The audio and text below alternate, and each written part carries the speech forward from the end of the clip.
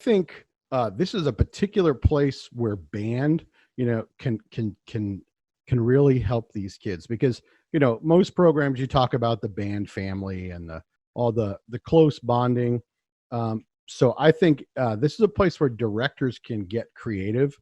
I really suggest to band directors to come up with a couple of things and send it out to your kids because it'll give them some hope in this time period where they're dealing with, the prom was supposed to be this weekend, or Right. graduation. So if you can give them something to look forward to within the band program, I think we can really show that band is a family.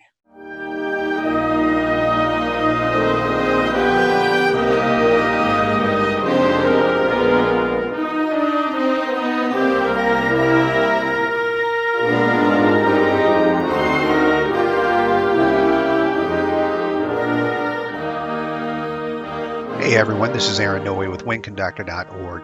We first spoke with Ed Protzman just as things were starting to go south for everybody, and we didn't really get a chance to kind of dive in and learn a little bit more about his program. So I wanted to bring him on to talk about his program, what they've been doing during the closures, and also to talk about whether there has been any positive takeaways that he can use in the future moving forward with the program. Ed, thank you so much for joining us. Thank you for having me back on again. Yeah. So, as I mentioned, we brought you on right as things started shutting down across the country, and it caught all of us by surprise. Tell us a little bit about uh, what it's looked like for the band since that time. Yeah, actually, that day, if you were to go back and look at that video, I was sitting at my desk. We were literally around me where you couldn't see was the all the remnants of us packing up and trying to figure out what are we going to take home and what are we going to use, and that was an interesting time. And since then, we were just talking about this before we started recording the interview, how to create basically um, you know, a home studio Yeah. uh, where we can interact with the kids and try and still accomplish some rehearsal. And then for Mason, what's happened is with the students at home, the administration has asked the teachers to be as creative as possible and to also try not to overwhelm the kids because that's Right. a definite concern. So we've tried to offer in the music area 5 or 6 different things for the week, and then students can pick three of those. Okay. So the So, on yeah, go ahead. what are some of those things that you guys are offering? You said there's six different choices. They could pick three or four of them. What does that look like in your band program? So for the two bands that I'm the head teacher for, what I have set up is twice a week I have what we're calling a virtual fundamentals rehearsal, and students can choose to come to one of those or both of those for a different amount of points. Each week, if they continue their lesson with their private teacher, that can count as an assignment. The private teaching faculty for Mason is real important. So we wanted to encourage students to continue those lessons, electronically, especially because we were real concerned for our private teachers. Most of them are professional performers in the area, and we were worried about them being able to maintain their households Yeah. in this time. And then there'll be a couple of non-playing assignments. This week, I have a Google form with 4 different pieces on there that students can go on and reflect about and give some thoughts about. So on this week's Google form, I think it's the first movement of the Grand Partita, uh, Hindemith Symphony for Band first movement, Persichetti Symphony for Band first movement, and then Sound and Smoke by Viet Quang. And Nice. so, yeah, so just a variety of things. And, knowing that the kids, there are going to be weeks where they're right on target. There's going to be weeks where they're kind of down. The trickiest part, especially now that they announced in Ohio yesterday that we are out for the rest of the year, is to try and find meaningful activities for our seniors. Yeah. Um, because they're not trying to hold a place in the program. Even our music majors have done their auditions, they're accepted, so they're working on things.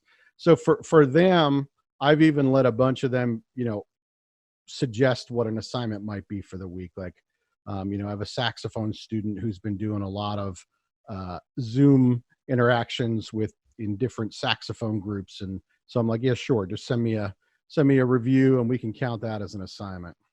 Yeah, no, that's great.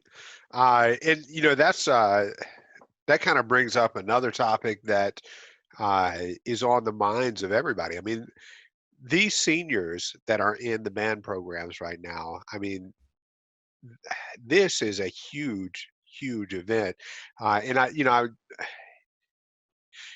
my heart just goes out to them because they're missing out, you know, in their band programs, they're missing out on their final concerts, their recognitions, their celebrations, but they're also missing out on their graduation ceremonies in a lot of cases, and events like prom and stuff like that. So from a social aspect, not just a musical aspect, and not just an educational aspect, they're missing out on a ton of things in their life right now. Yeah, I think this is a particular place where band, can really help these kids because most programs you talk about the band family and all the close bonding. So I think this is a place where directors can get creative. Yeah, I know. Here we've talked about if we're able to have band camp in the end of July, we're gonna invite the seniors to one of the seniors who have graduated to one of the evenings, and instead of calling them up on the stage, we're gonna maybe call them out onto the practice field and announce their name. Mason has this really cool tradition where the seniors all get together on the last day of school and they meet at a church, which is kind of down the street, and they all ride their bikes into school. The police stop the traffic, everything. It's kind of neat. And the kids look forward to it from sixth grade onward. So we might have a day where we let them ride their bikes to our current band camp, and everybody cheers for them. We've already talked about using our December concert next year, inviting them back because we give them senior medals at the end of the year, and they play the last piece together. We might even do that in December of next year, yeah, because I think the band is a place that can. It's a small enough group of kids where it's not the whole school. I mean, I feel for any superintendent who's trying to figure this out. yeah, I really suggest to band directors to come up with a couple of things and send it out to your kids because it'll give them some hope in this time period where they're dealing with, the prom was supposed to be this weekend, or right. graduation. So if you can give them something to look forward to within the band program, I think we can really show that band is a family. Yeah, that's good. I like that aspect of inviting them back to that winter concert because by that time, most of them will be out of school, coming back home from their Right. college experience and stuff like that. So that's a great way to kind of have something to look forward to and not have to worry about whether they're going to be there because of college and whatnot. Great idea. That's fantastic. So, Ed, I did want to talk to you a little bit before we get into uh, what some of the takeaways from all this experience is and how it's going to maybe evolve in the program. Share with us a little bit about you and your career, where you came from, and tell us a little bit about the band program at Mason because you guys are a highly accomplished band program. Yeah. So for me, I started my band career in a little town in Pennsylvania, a real small blue collar town, Wilson, Pennsylvania, and and then I went from there to a school district outside of Philadelphia, the Central Bucks School District, and had a great program there. And then I one day just randomly, this is kind of how my career has gone. It's been very interesting. One day I randomly read that, they were opening a brand new high school in Kansas City. And I was like, that sounds really cool. We had just opened a new high school in my district, the Central Bucks district, but I stayed at my school and I was like, that sounds like a lot of fun. So I applied and got that job, and that was cool because they hired me a year in advance on stipend. So I was still in Pennsylvania, but I was getting to like buy all the instruments and create the band boosters over conference call, because this wasn't Yeah. really that popular back then. And then I had a really great program in outside of Kansas City in Overland Park, Kansas. Was very happy there. Had a former student as my assistant band director. Um, and it was interesting because I'd always admired the Mason program. Um, Bob Bass and his crew had built such a wonderful program here. And my assistant and I were actually having a conversation in the fall, my last year in Blue Valley.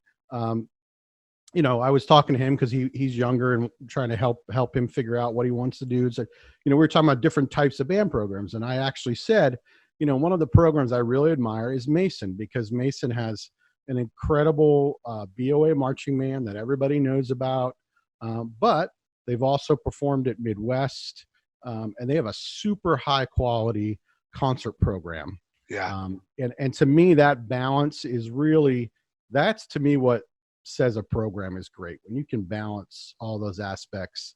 And it's tough to do, but it really is awesome.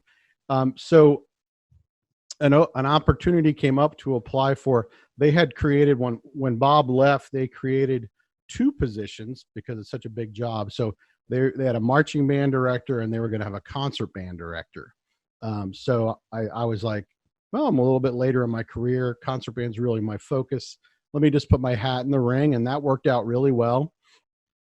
And when I got there, the idea of having 2 people run a program, even though we always do everything at Mason as a team, it just, for the community, it was tough. They didn't know really who to turn to. And so eventually they decided, well, we are going to make a director of bands. And so I got that position. And this is my 3rd year there. And it's a great place because of the quality of the staff, the quality of the students. And again, that there's this underlying belief that has never gone away, that really, even though we're going to go to Grand Nationals and we're going to be great and we're going to do well, that if the kids aren't playing their instruments properly and doing a good job of that, then it's all really not worth it. So the real focus of the program is instruction. And we have just a fantastic elementary and middle school staff and high school staff. And I would say the most unique thing about Mason is it's the teamwork, because when there's an event at the middle school, all the high school directors are there, vice versa. The director of our marching band, I oversee the program, but our actual, creative genius behind our marching band is Jason Sleppy, who's one of our middle school band directors. And it's a very supportive, unique environment. And so that's why I'm really happy to be at Mason. That's awesome. That's great. So we were talking before about how the school closures have really impacted bands across the U.S. And you had mentioned that you personally had to make a big investment to make this successful for your band program. When we saw you last time, you were in your office talking on the computer, no microphone and all that other stuff. So tell us about some of the things that have developed in that, and what that may look like going forward, because you mentioned that Ohio's closed for the rest of the year, and what's that going to look like for you guys kind of moving through the end of the school year and everything? I will say that the band and the music community has been so great in sharing online different approaches to things. So realize, okay, let's give a go at trying to do some rehearsing from home.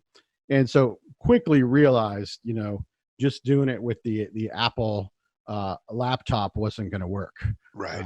So had to get the larger screen. And then I was like, well, I want to have the harmony director so I can do some things. Well, then, you need the audio interface to put that all together. And then, well, I want sounds from my computer to go back into the Google Meet. Right. And so then had to figure out how do you loop that back in. So kind of ended up with, a pretty nice setup. And I don't mind spending the money on that, because the one thing that has struck me about this is all the guests we can bring into the band room without flying them in and paying for hotel rooms. I had a really great talk with David Vanderwalker. We're adding an element to our boosters, and it's something he's real passionate about. And I just asked him, hey, could we have a Zoom? And he's like, yeah, sure, no problem. So the having some of this stuff in the band room is going to be great for bringing in Yeah. living composers and clinicians. Yeah, most definitely. And I've been talking to saying this to a couple of people that I've kind of talked to, uh, and I think what we're experiencing is somewhat of an evolution into the 21st century band classroom. And I think it's, obviously this setup is not conducive to any band program being successful. We cannot have a band while we're home. However, some of the elements that we're learning through this process, when they transfer over into the traditional band setting and we start implementing some of these things on a peripheral level, I think we're going to see a really cool growth in the program. And you were talking about lessons with your students, carrying those on uh, during all of this through the Zoom meetings and stuff like that. How do you see that aspect of things kind of impacting the band program as a whole? Yeah, well, our private teacher program is real important. So we wanted to make sure that kids kept taking lessons, and our private teachers, we're doing some lessons at home, but then a lot of them switched to doing what we're doing right now. And, the idea that a student in California can take a lesson with somebody in New York City is pretty amazing. Yeah, And I don't think you would want to do every lesson this way because there's that human element, right. but the possibilities that are opening up with this are pretty amazing. And even with the Zoom band rehearsals, I think what we're all learning with that is that it's a gathering, it's a group of kids, but you're still listening to individuals play is the most successful route. Right. Because having 30 kids play online at the same time or 50 kids is pretty tough. Yeah. So I think for that aspect, it's going to be huge for kids to be able to interact and connect with, maybe a college professor. Maybe they're planning on going to a school and they want to see what that teacher's like, but their family can't afford to fly them there. Right. They can do what we're doing right now. Yeah, most definitely. So, kind of moving past the end of the school year, one of the things that is on the mind of every band director right now, this is uh, before all this happened, band directors had already put a lot of planning into the fall season for their marching band and for, kind of moving, prepping things for the fall. And just curious, I'm kind of talking to a lot of people, and everybody has different opinions about this with their band programs. And the thing that I'm hoping doesn't happen is that we see directors just kind of giving up on this and just not moving forward with their programs, but developing something meaningful in that marching experience for their kids. What is the impact on Mason looking like? What are some of the things that you guys as a team are doing to prepare for the fall, given that in some situations it's up in the air? I think the danger in this is not planning, because I think one of the biggest things that's changed in marching band, and I know it's one of the reasons we're successful, is really incredible early planning.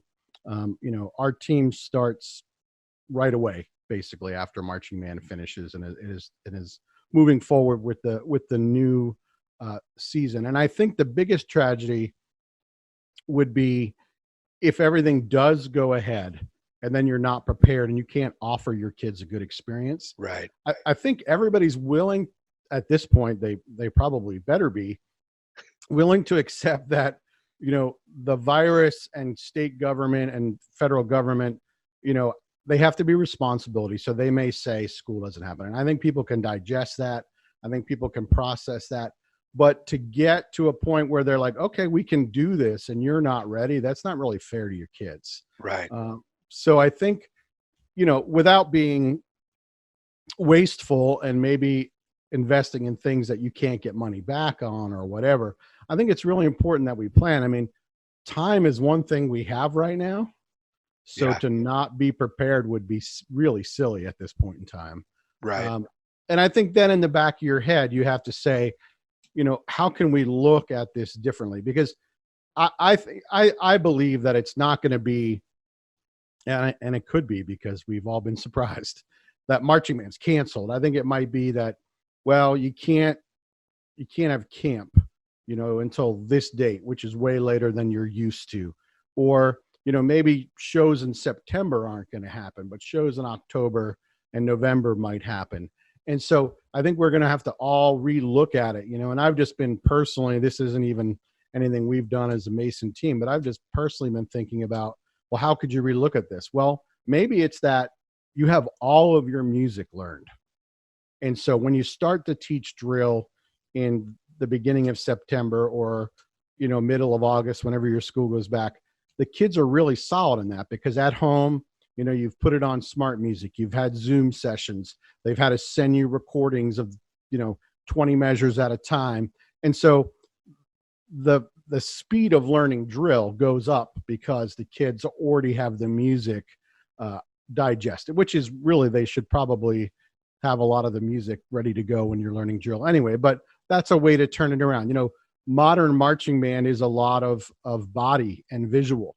Well, maybe your body choreographer puts together a series of 20 videos and your kids, come to camp, they're not going to be perfect. They're not going to have the toe pointed exactly and the hand exactly, but you can make those adjustments. So I think maybe rethinking the model.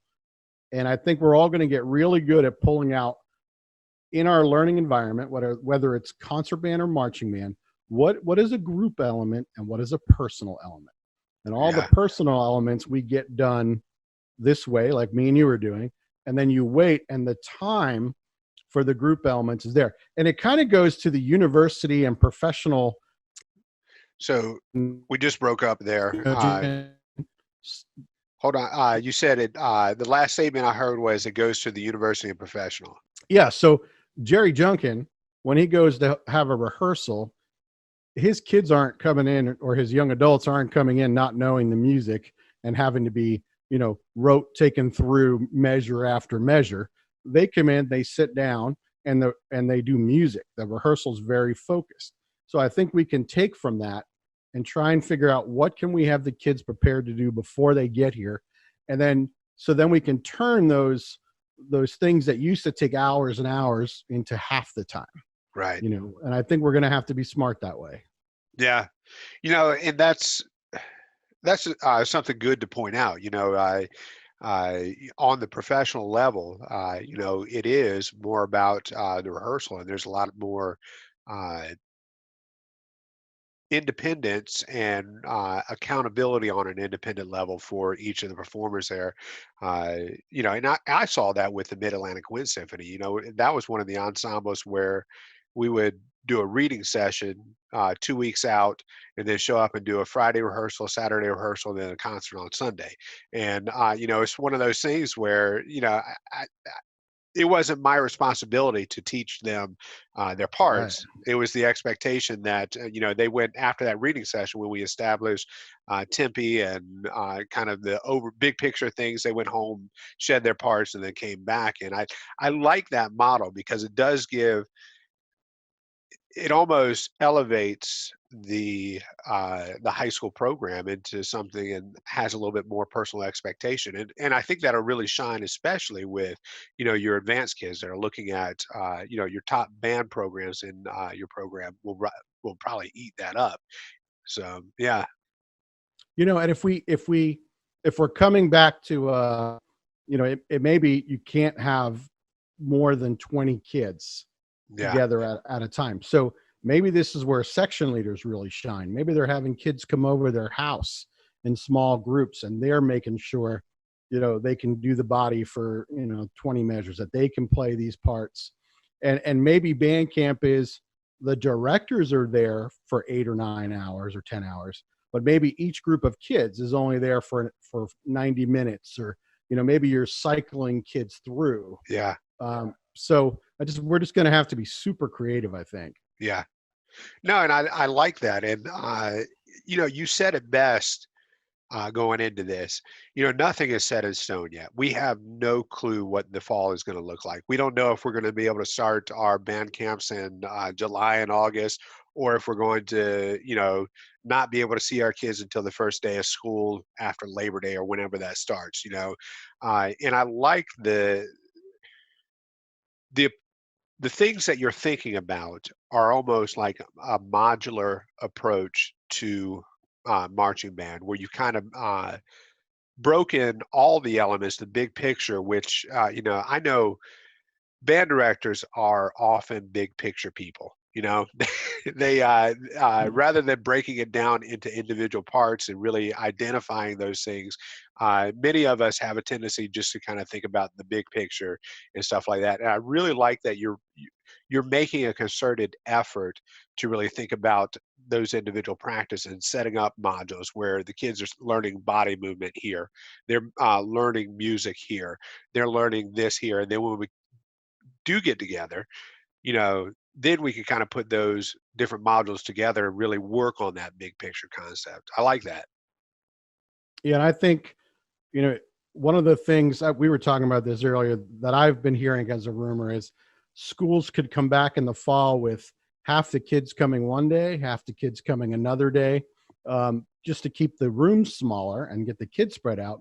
And we were having a Zoom amongst our own staff, and we joked, well, can we get them to set that up so that woodwinds come in one day and brass come in another, right? And we all know that's not going to be the case. Yeah. So you're going to have, if that happens in the fall, you could have, 30 mixed kids one day and 30. So I think this modular approach is going to be the answer for a while to save the full group. Right. Because I don't think any of us want to see that go away. Right. That's what we do. That's what we love. That's where the artistic moments come from. So I think we're going to have to work to kind of to prop it up for a while. And this is probably going to be the, and it may make some groups better. I at Mason, because now we're blessed. We have several band directors in the room at all time, two band directors and a percussion person. There are weeks where, I'm in what we call our woodwind room with the woodwinds, and Avius Jackson is out in the band room with the brass, and Joe Woody's with the percussion, and we don't come together until Friday. Right. But when we come back together, we've gone way further than you could if you were trying to teach all that, to everybody at once.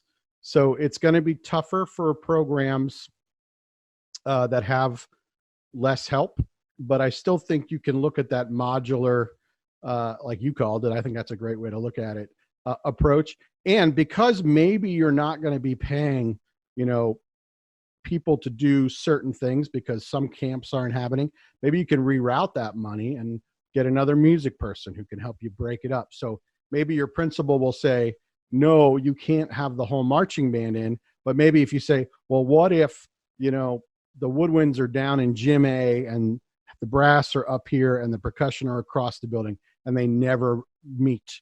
And maybe a principal will say, okay, that fits our model, so yeah, that kind of approach. Yeah, that's good. A lot of good things to think about, for sure. And I really like how you kind of, I think the key is what you said earlier. It's important to plan. Yeah. You can't go without it. Yeah.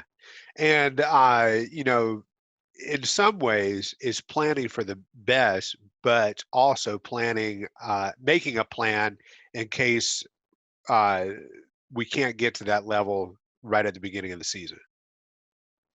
Yeah. And I think, some people could really look to Greg Bim's model, because a lot of people are going to listen to this and say, wow, well, Mason has this many staff members, or you're a BOA group.